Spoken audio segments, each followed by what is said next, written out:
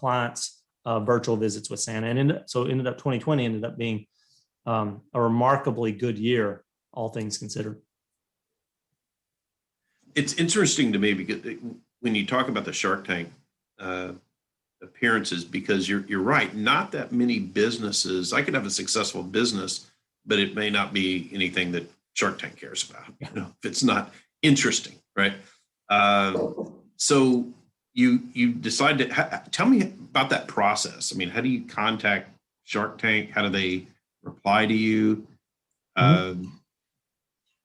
You know, so approximately 40,000 people apply to be on Shark Tank every single season. 1,000 get pushed through to the sort of second round where you do submit a video, or this is a typical year, submit a 10-minute video. And of those, about 200 then get pushed through to the next step, which is the path to be filmed, and 150 to 200 get filmed every single year. About 100 then make it onto the camera. So it's a very selective process, but anybody can do it. And so I was no one special. I just followed the rules, which was when I decided to do it, I looked online, and it just so happened the next week in Dallas, Texas, they had open auditioning, and they had this, traditionally they've had this in a number of states with a small business expo. You go and you stand in line with 400 or 500 other people or more, and fill out a bunch of paperwork, and you just wait in line all day and then do a short 1-minute pitch to an associate casting director. And so I just went and did that and waited around all day. They kept on saying, don't call us. If we're interested, we'll call you. Most likely we will not call you. And if we do, it's going to be in a couple of months, but don't call us. We'll call you if we're interested. And so I pretty much had the same pitch that I did on camera. I had already worked on it and sort of did that same pitch, and talked about how imagine 20 Santas coming out, handing us, putting a Santa hat on Mark Cuban and Mr. Wonderful. And then, going to this pitch about HireSanta and delivering the love and joy of Christmas to millions of people every year. And I really got the guy engaged. I felt like I crushed it with the announcer, with the little assistant casting director. But again, they said, don't call us, we'll call you, and might be a month, but don't call us. And in a week, I got a call from actually the same guy that said, we're interested, put together a 10-minute video. And so I got a bunch of Santas into my office and sort of ran through a pitch, as well as sort of interacting with some Santas, and then talked about me as an entrepreneur, as a person, the business. They gave you some talking points to do it, and submitted that to them. And again, they said the same thing. They said, don't call us, we'll call you, but don't expect to hear from us, because it's 10% of the businesses or 20% of the businesses at this point only make it to the next round. And then, again, it wasn't the 3 months that they said. It was literally a week. They called me and they assigned me two, they call producers. And those two producers then met with me every week until I went to LA to present. And then what they're working on is your pitch and the set. And what people maybe not realize is, besides your airfare and your hotel, every one person who's been on Shark Tank is responsible for 100% of everything else. They don't pay you to be on. They don't do anything. The set, getting it there, shipping it there, setting it up, and not setting it up, but getting it there. You're 100% responsible for that. If you spent $10,000 or you spent $100, that all comes out of your pocket. And so that's really the process. And another thing about that. So I figured the show built the sets. No. Or put them together. With people's instructions. Wow. So all of the business owners come up with that and build that, or pay for it, have it built themselves. That's right. You have to get approval for it, and sure. There's a lot of things that go into that approval process. But you have to put it all together yourself. Not put it together. You have to gather it all, ship it out there, and then they actually will, once it's shipped there, they'll set it up and Well, it makes then sense set it that up for you. it makes sense that they coach you on it, because I've always thought they kind of all sound the same, the pitches, as far as like the Formulaic, they're okay, tone. Yeah, no one comes in there and is boring. No one So comes in there. Okay, so I have this business. All right, so here's what we do. Okay, all right, we have a bunch Sanger, of that's a Santas. good point. And what's interesting is that, I realized that to get on Shark Tank, it's all about entertainment. In the show ABC, what they're concerned about is making an entertaining show that people want to watch, to drive ratings, to drive advertising. And so that's why I thought HireSanta could be a good company to be on Shark Tank. It's entirely entertaining. But once you're there in front of the sharks, you've really got to transition to, it's not about entertainment. It's about now getting a deal and having being a serious business. And I think I did a decent job of that. But I mean, I'm dressed as an elf. There's a bunch of Santas around there. I don't think that some of the sharks, particularly got out early, that thought that it was a real business in the way that it is. So it's all about entertainment until you get in front of the sharks, and then it's not. They're not wanting to invest in things that aren't going to either make them money or have the potential to make them money. Sure. Probably part of the skepticism that everybody has naturally when they hear about this business is why you're able to kill it, is because if you had come to me 10 years ago and said, hey, I got an idea, here's what we're going to do. We're going to start hiring Santas. I don't think I would have been in on that. I wouldn't have had the vision, but you did. And so you're successful with it. But that kind of comes with the territory, right? Most so people you must have had to fight against that. And did you sort of decide to, all right, I'm going to anticipate some questions and have some answers locked and loaded? And maybe the seasonal question that you said Lori asked was a pretty predictable question or objection. And so having a good answer for that, I would think you've got to figure out what are they likely to ask me and have some great responses, some thoughtful responses ready to go. Mm-hmm.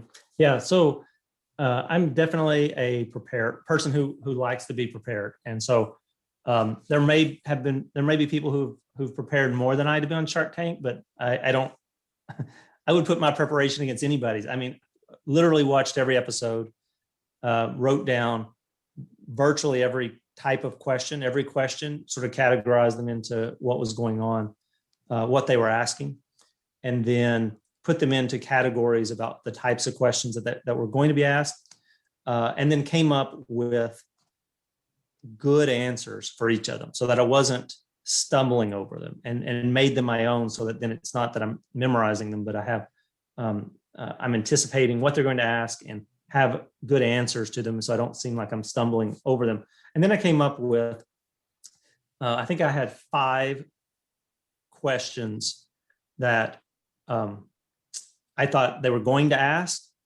and were going to be hard for me to answer. And even to the night before, we were there, got there on Monday. I filmed on Thursday. Wednesday night, I'm still working on,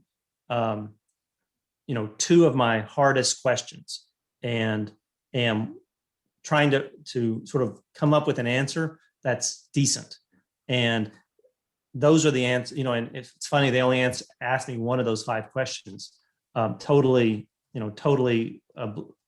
just didn't ask me some of these other ones that I just felt like for sure that they were going to.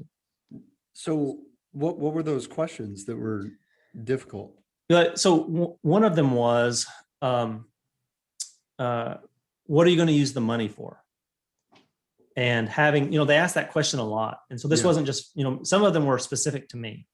And my other question that I'll share was specifically about me that they didn't ask. But the hard question, one of the hard questions was, what are you going to use the money for? And sort of the related question to that is, why do you need money? right? The company's profitable, it's growing. You don't need money. They've always got a raised eyebrow when they say that too. Yeah. Why you need this money? Yeah. Like what are you going to use the money skeptical. for? Yeah.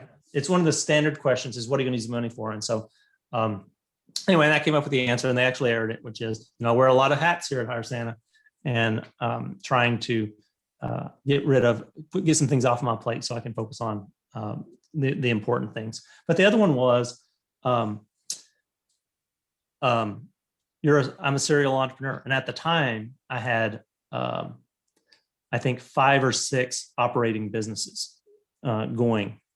I hadn't really cleared up.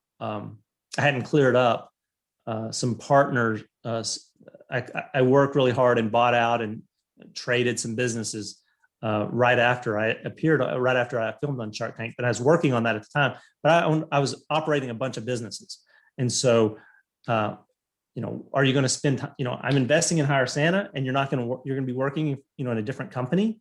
How's that going to work? And so they didn't. Maybe it's because we were earning money at the time. And it looked like but they didn't really talk about that I have other companies and how am I going to divide my time up among these companies? And so that was probably the hardest question that and luckily they didn't ask it. So. But the question about money, that seems like a really tough decision about how to use it, because sometimes I've seen them, they say, hey, what are you going to use this money for? And they go, I'm going to pay off the other investors. And they're like, what the? Yep. Well, then no. There's always, there are some really bad decisions that people have made with how they're going to use the money. What were the options that you had? Yeah. So for us, it really wasn't, I didn't need the money to stay in business. If you go back and watch the early Shark Tank shows, many of these companies are about to go out of business. Yeah. And it's like, they're not going to stay afloat for another year without an injection of Shark Tank money. More recently, that doesn't seem to be the case. And so for us, it was, it's nice to have some extra money in the bank, but this isn't going to decide whether or not we have a good year or not. And so that was why this question was hard for me is, how are we going to use this money to make the business bigger and better than what it currently is? And so the answer then that I talked about was just making sure we had good people. And so that year we actually, up until that point, most of our employees were seasonal, not just the Santas, but the people in the office. And so we had actually that year brought on 2 people and to help with the growth that we were having even that year. So that year we were really in the midst of growing pretty substantially. And so we had that money, right? That's what I was telling them, that we're using that money to help us fund the growth and marketing and operations that we have. Sure. So other than those questions, I would imagine that another big piece of being successful on the show is obviously you're trying to get a deal. Some people go in there, they just try to get the fame for a little bit and they ride out there and they're like so obstinate, obviously not trying to get a deal. But I'm assuming you go in there with good faith, you're trying to make a deal. You've got to have some negotiation skills, right?